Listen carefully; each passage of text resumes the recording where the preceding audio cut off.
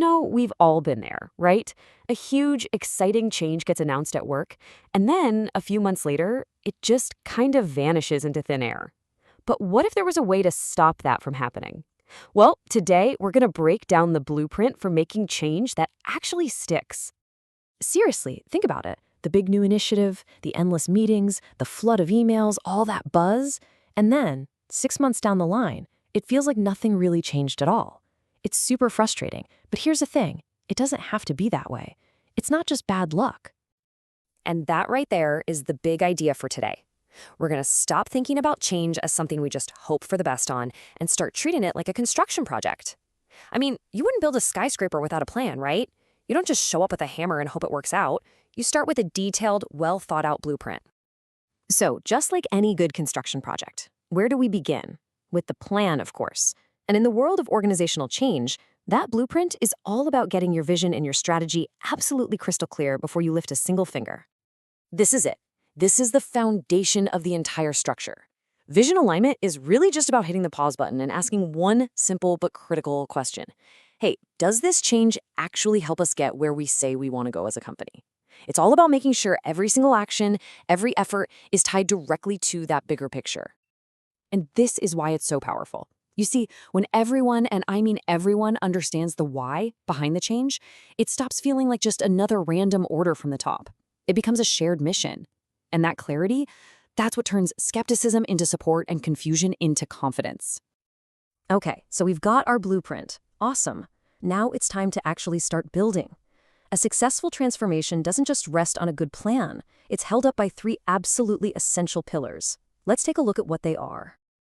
So think of these as the main steel beams of our entire project: getting your people involved, building the right skills, and defining the rules of the road. You need all 3 of these. For real. If even one of them is shaky, the whole structure could come crashing down. Let's talk about that first pillar. The most important thing to get here is that change isn't something you do to your people. It's something you have to do with them. When you actually explain the purpose, when you listen to their concerns, and I mean really listen, and you're transparent about the process, you build the trust you need to move forward as a team, not just because of a mandate. And here we have a classic roadblock, right? You can have the best plan in the world and the most motivated team, but if they don't have the skills or the tools to do the new thing, well, you're going to stall out pretty fast. And that brings us to our second, absolutely vital pillar.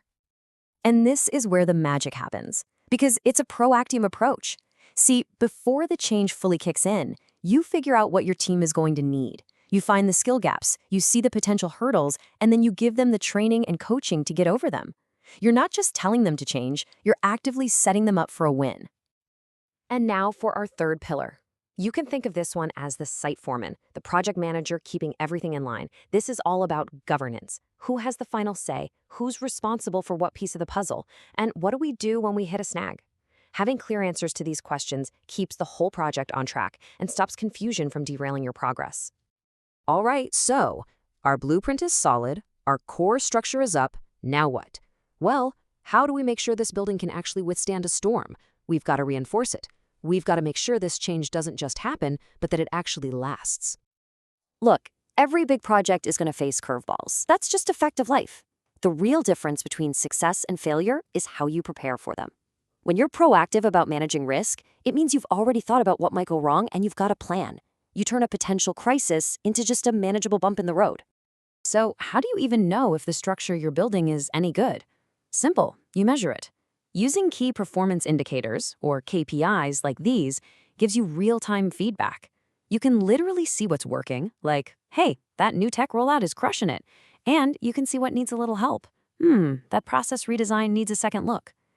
This lets you make smart adjustments as you go. So when you put all of these pieces together, you've got the blueprint, you've got the core pillars, and you've got the reinforcements, you end up with something really, really powerful. You get a finished structure that is truly built to last. And honestly, this is the whole point. With a solid framework like this, change stops being this big, scary, unknown thing we all dread. Instead, it becomes a deliberate, strategic move. It builds a stronger, more agile organization and turns what could have been a massive disruption into a huge competitive advantage. So I'll leave you with a question to chew on. Think about your own world, your own organization.